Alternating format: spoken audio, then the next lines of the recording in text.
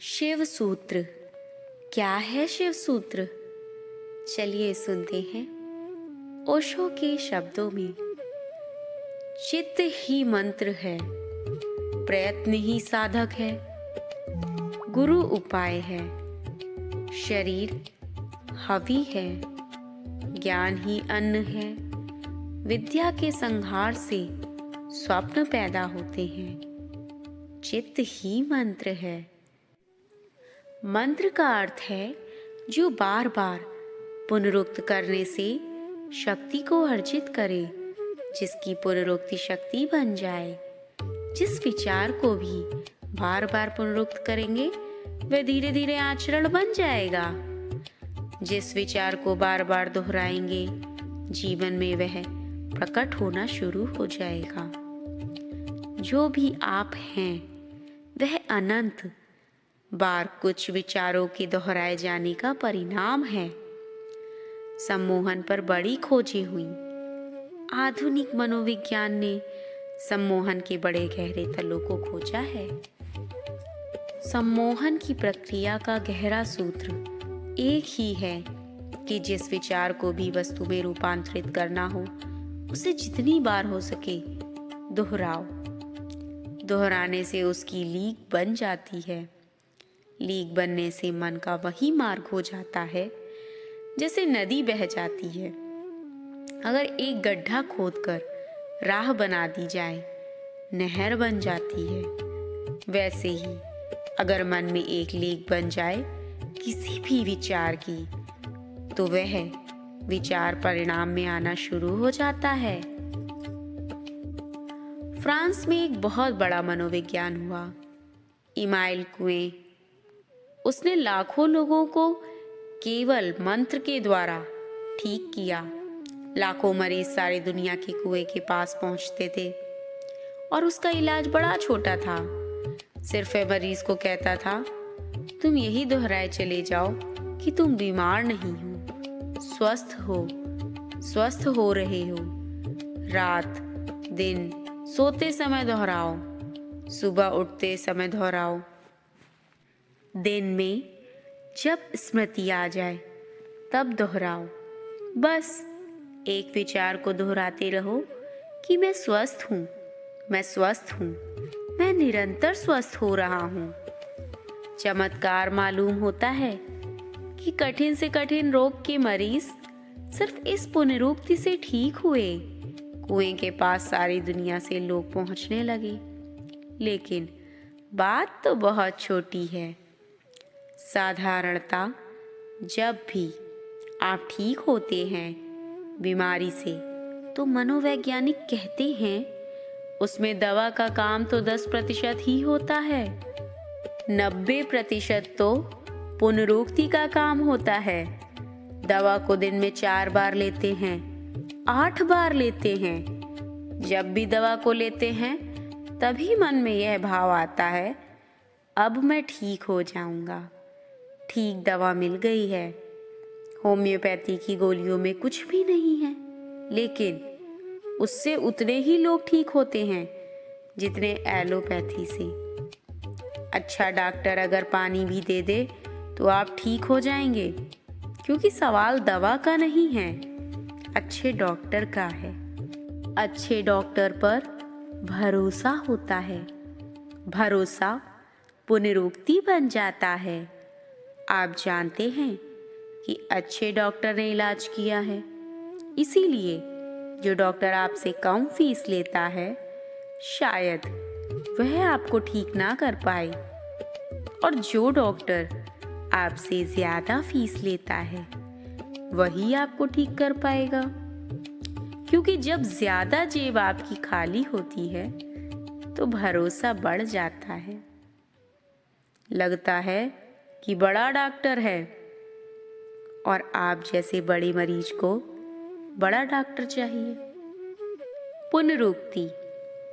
मनोवैज्ञानिक ने कुछ प्रयोग किए हैं जिसे वे प्लेसबो कहते हैं, यानी झूठी दवा, और बड़ी हैरान मालूम हुई है। एक ही बीमारी के मरीज हैं 50, 25 को वास्तविक दवा दी गई और 25 को सिर्फ पानी दिया गया। लेकिन पता किसी को भी नहीं है कि किसको पानी दिया गया है और किसको दवा दी गई है। मरीजों को पता नहीं है, वे सभी दवा मानकर चल रहे हैं। हैरानी हुई कि जितने दवा से ठीक हुए उतने ही पानी से भी ठीक हुए। प्रतिशत बराबर वही रहा। इसीलिए जब भी कभी कोई पहली बार दवा खोजी जाती है तो उससे बहुत मरीज ठीक होते हैं। फिर धीरे धीरे संख्या कम हो जाती है। इसीलिए हर दवा 2-3 साल से ज्यादा नहीं चलती, क्योंकि जब पहली दफा दवा खोजी जाती है तो बड़ा भरोसा पैदा होता है कि अब खोज ली गई दवा असली दवा है। सारी दुनिया में मरीज उससे प्रभावित होते हैं। फिर धीरे धीरे भरोसा कम होने लगता है, क्योंकि कभी कोई मरीज उससे ठीक भी नहीं होता। कभी कोई जिद्दी मरीज मिल जाता है जो सुनता ही नहीं, ना तो दवा की और ना ही डॉक्टर की। उसके कारण दूसरे मरीजों का भरोसा भी क्षीण होने लगता है। धीरे धीरे दवा का प्रभाव खो जाता है। इसीलिए हर 2 साल में नई दवाएं खोजनी ही पड़ती हैं। दवाओं का भी प्रभाव विज्ञापन से ठीक किया जाए तो ही होता है। तो हर अखबार, पत्रिका, रेडियो, टेलीविजन, सब तरफ से प्रचार होना चाहिए। प्रचार ज्यादा कारगर है जितनी दवा के तत्व उससे भी ज्यादा, क्योंकि वही प्रचार आपको सम्मोहित करेगा। वह प्रचार नहीं, मंत्र बन जाता है। अखबार खोला और एस्प्रो रेडियो खोला और एस्प्रो टेलीविजन पर गए और एस्प्रो बाजार में निकले और बोर्ड एस्प्रो जो कुछ भी करे, एस्प्रो पीछा करती है। वह सिरदर्द से भी बड़ा सिरदर्द बन जाती है। फिर वह सिरदर्द को हरा देती है, पुनरुक्ति शक्ति पैदा करती है। मंत्र का अर्थ है किसी चीज को बार बार दोहराना। यह सूत्र कह रहा है चित्त ही मंत्र है, चित्तम मंत्रम। यह कहता है और किसी मंत्र की जरूरत ही नहीं है। अगर तुम चित्त को समझ लो तो चित्त की प्रक्रिया ही पुनरुक्ति है। तुम्हारा मन क्या कर रहा है? जन्मों जन्मों से सिर्फ दोहरा रहा है। सुबह से सांझ तक तुम करते क्या हो? रोज वही दोहराते हो जो तुमने कल किया था और जो परसों किया था। वही तुम आज कर रहे हो, वही तुम कल भी करोगे। अगर ना बदले तो तुम जितना वही करते जाओगे उतनी ही पुनरुक्ति प्रगाढ़ होती जाएगी और तुम झंझट में इस तरह फंस जाओगे कि बाहर आना मुश्किल हो जाएगा। ओशो कहते हैं कि लोग मेरे पास आते हैं, वे कहते हैं सिगरेट नहीं छूटती। सिगरेट मंत्र बन गई है। उन्होंने इतनी बार दोहराया है, दिन में 2 पैकेट पी रहे हैं। उसका मतलब हुआ कि 24 बार दोहरा रहे हैं कि 20 बार दोहरा रहे हैं। बार बार दोहराया है और सालों से दोहराया है। आज अचानक छोड़ देना चाहते हो, लेकिन जो चीज मंत्र बन गई उसको अचानक नहीं छोड़ा जा सकता। तुम छोड़ दोगे, इससे क्या फर्क पड़ता है? पूरा मन मांग करेगा, पूरा शरीर उसको दोहराएगा, कहेगा वही चाहिए। और उसी को तुम तलफ कहते हो।